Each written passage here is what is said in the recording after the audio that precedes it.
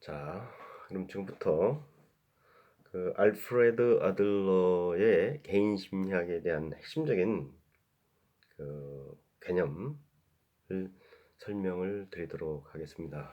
제가 말씀드렸듯이 알프레드 아들러는 개인 심리학이라고 얘기했습니다. 즉, 남들을 어떻게 바꾸어서 그들의 문제를 하는가가 중요한 것이 아니라 자기 자신을 바꾸고 판단하기 위해서는 무엇을 해야 되는가 하는 측면을 다룬 학자입니다.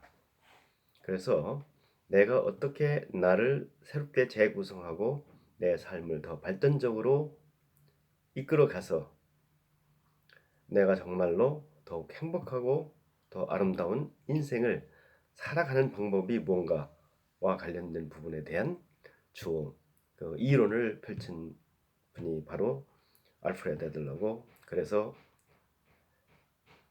나를 바꾸고 판단하고 해석하기 위한 심리학이지, 프로이드처럼 어떤 정신적으로 고통을 받는 사람들의 문제를 해결하고 그들의 어떤 문제점을 치유하기 위한 것이 아니라는 점, 그래서 개인 심리학의 핵심에 대해서 일단은 말씀을 드렸습니다.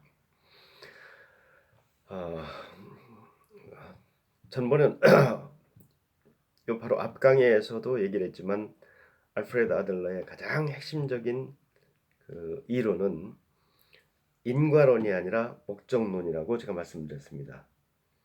다시 말해서 무엇이 있기 때문에 일어나는 것이 아니라는 거예요. 그래서 알프레드 아들러는 실질적으로 이 트라우마를 인정을 안 해요. 내가 어렸을 때 받은 이런 충격 때문에 이렇다라고 이야기하는 그 프로이드가 얘기하는 픽세이션, 성장 과정에 일어났던 어떤 마음의 상처, 이런 것들이 현재의 문제를 일으킨다라고 이제 보는 이론에 대해서 반박을 하죠. 알프레드 아들러의 주장에 의하면, 예를 들면 똑같이 교통사고를 당했으면 그 교통사고를 당한 사람은 똑같은 행태를 보여야 되는데, 어떤 사람은 교통사고를 당하고 똑같이 많은 어떤 신체적인 아니면 마음의 상처를 받았는데 그 사람은 그 계기를 통해서 뭔가 새로운 인생을 엮어나가는 사람이 있는가 하면, 어떤 사람은 그것 때문에 평생 고생하고 하는 사람들이 있다는 거예요. 얘기는 무슨 얘기냐면, 그 원인이 목적이 아니라 현재 내가 어떤 삶을 살겠다라고 하는 자기 결정, 그 스스로 자기의 어떤 확실한 삶의 목적을 정할 때 그 삶은 그 목적을 위해서 변하기 시작한다는 거죠. 그래서 현재 오늘의 나를 내가 어떻게 살기로 결정하는가 하는 그 목적, 이 자체가 실질적으로 오늘의 나의 삶을 실질적으로 그렇게 만드는 핵심적인 동력이라고 본 거예요. 자, 한두 가지 더 예를 들면 사람을 만나기 두려워가지고 사회에 적응하지 못하고 집에 들어박혀 있는 청년, 프로이드 입장에서 보면은 어렸을 때 심적인 쇼크나 상처가 있기 때문에 그것을 치료해야 된다라고 이제 생각했는데, 알프레드 아들러는 환자와 의사 사이는 그런 과거 때문에 어떤 증상이 있다라고 하는 것은 하나의 그 증상을 합리화시키는 것에 의한 거라는 거예요. 그런 의미 부여를 해서 그렇기 때문에 그거를 고치려고 하지 말고, 오늘 이 순간 내가 더 바른 목적, 어떤 것을 위해서 살겠다고 하는 것을 먼저 결정하는 거예요. 그러면 그것을 결정하는 그때부터 그것을 실현하는 일들이 일어나기 시작한다는 거죠. 예를 들면 어렸을 때 부모가 이혼한 과거가 있어가지고 우울한 성격을 가졌다고 하는 어떤 여성이 있다고 하면, 프로이드는 어린 시절의 그런 트라우마 때문에 당연히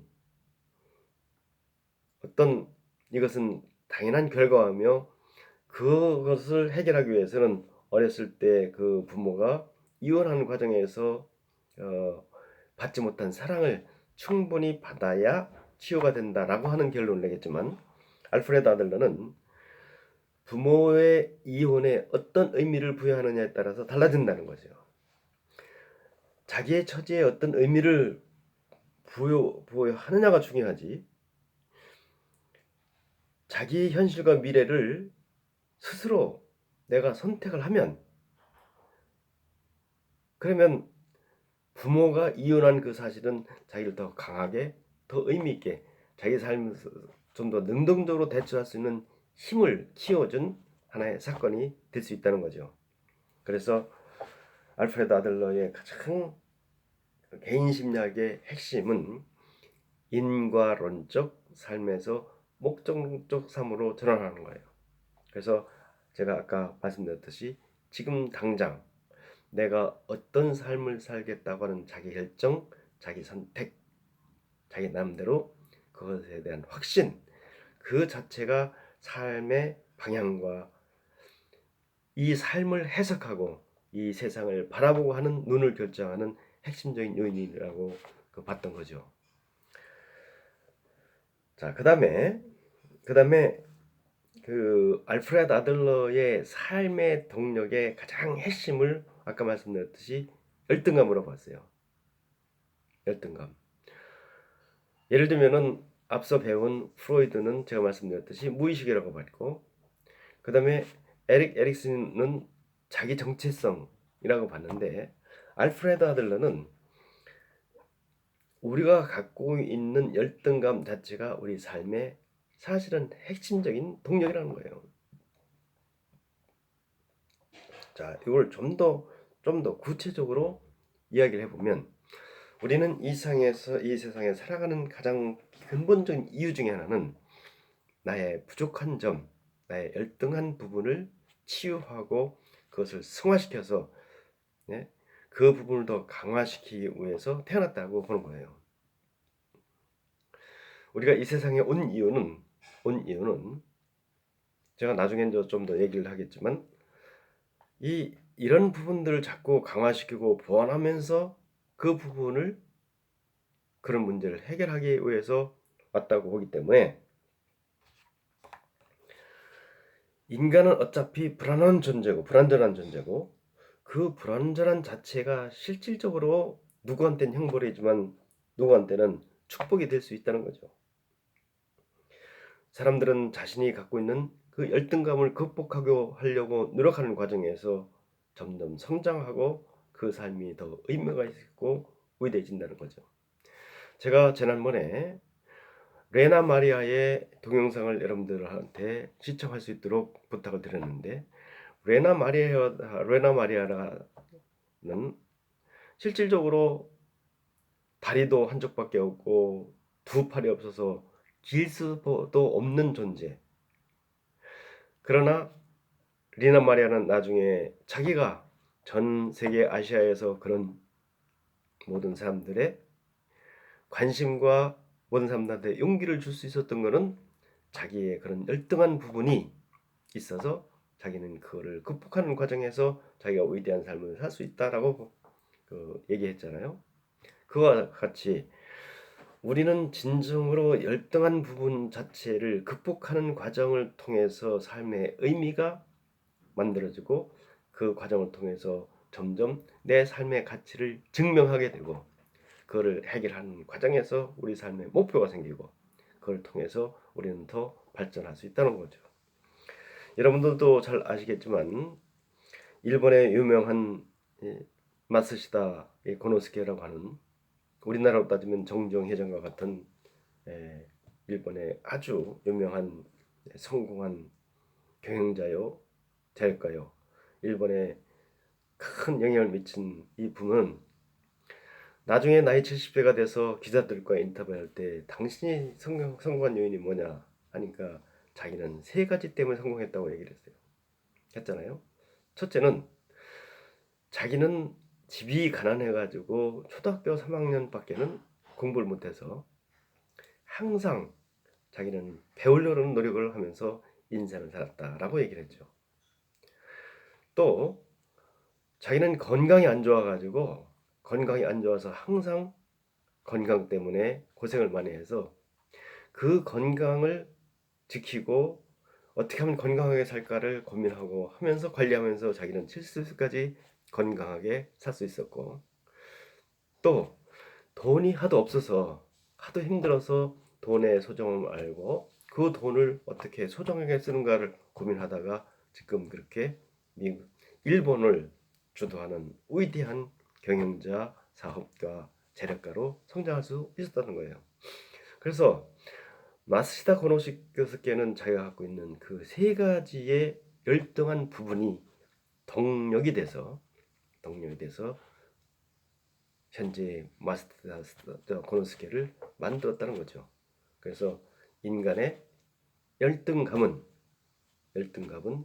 그것이 하늘의 저주요, 자기가 정말로 창피하고 힘들어할 부분이 아니라 그것을 극복하는 과정에서 내 삶을 더 크게 위대하게 의미 있게 만드는 동력이라고 봤던 거죠. 누가 그런 얘기를 했잖아요. 영웅의 삶은, 영웅의 첫 발짝은 내가 갖고 있는 불행을 기회로 해석하는 그때부터 시작된다고 그랬어요. 그래서 이 알프레드 아들러의 개인 심리학의 가장 핵심적인 인간의 삶의 동력은 열등감으로 봤다는 거. 그리고 또 한 가지는 우리의 삶의 가장 중요한 것 중에 하나가 자기 수용으로 봤어요. 자기 수용을 하는 것은 현재 있는 이대로가 아름답고 축복이라는 거예요. 다시 레나 마리아로 가면 레나 마리아의 그 팔도 없고 다리도 없는 그 몸 자체가 그냥 그대로 아름답고 축복이라는 거죠. 그래서 자기가 현재 가지고 있는 그것을 최대한대로 어떻게 승화시키느냐 하는 것이 문제이기 때문에 누구한테 인정받거나 누구한테 잘 보이거나 하는 것은 문제가 아니라는 거예요. 그래서 내가 현재 가지고 있는 그것을 가지고 무엇을 할 것이냐, 그것을 최선을 다해서 그것을 새롭게 재구성하고 거기서부터 새로운 삶을 만들어 가는 것이 중요하기 때문에 남들한테 인정받고 하는 것은 그거는 실질적인 아무런 문제가 없으니, 그래서 미움받을 용기를 가지라는 거예요. 남들로부터의 눈으로부터 해방되라는 얘기죠. 그리고 현재 어떤 일이든 그것을 수용하고 항복하고 그것을 받아들이고 그것을 자기가 새롭게 해석을 해서 그 문제를 해결하고 그 문제를 도전하고 새롭게 재구성하는 과정에서 우리는 성장하고 우리는 거기로부터 더 큰 바탕이 되고 더 나은 삶을 살 수 있는 기반이 된다고 하는 것이죠. 그래서 제가 지난번에도 한번 말씀을 드린 사항이 있는데, 인간은 내가 무엇을 갖고 있느냐가 중요한 것이 아니라 내가 가지고 있는 것을 가지고 무엇을 하느냐가 더 중요하다고 봤던 거죠. 그래서 인간의 개인 심리 중에 중요한 것으로서는 뭐다? 인간론적으로 보지 말고 목적론적으로 보자. 지금 내가 행복하기로 결정하고 하면 그때부터 지금 당장 우리는 행복해질 수 있다. 열등감은 우리를 좌절하게 하고 힘들게 하는 것이 아니라 열등한 부분을 극복하는 것이 우리의 삶의 참된 동력이다. 세 번째로는 지금 현재 있는 이 자체가 아름답고 축복이다. 내가 갖고 있는 이것을 가지고 최선을 다하는 삶이 아름다운 삶이지, 남들의 눈과 인정받고 하는 것이 아름다운 삶이 아니다.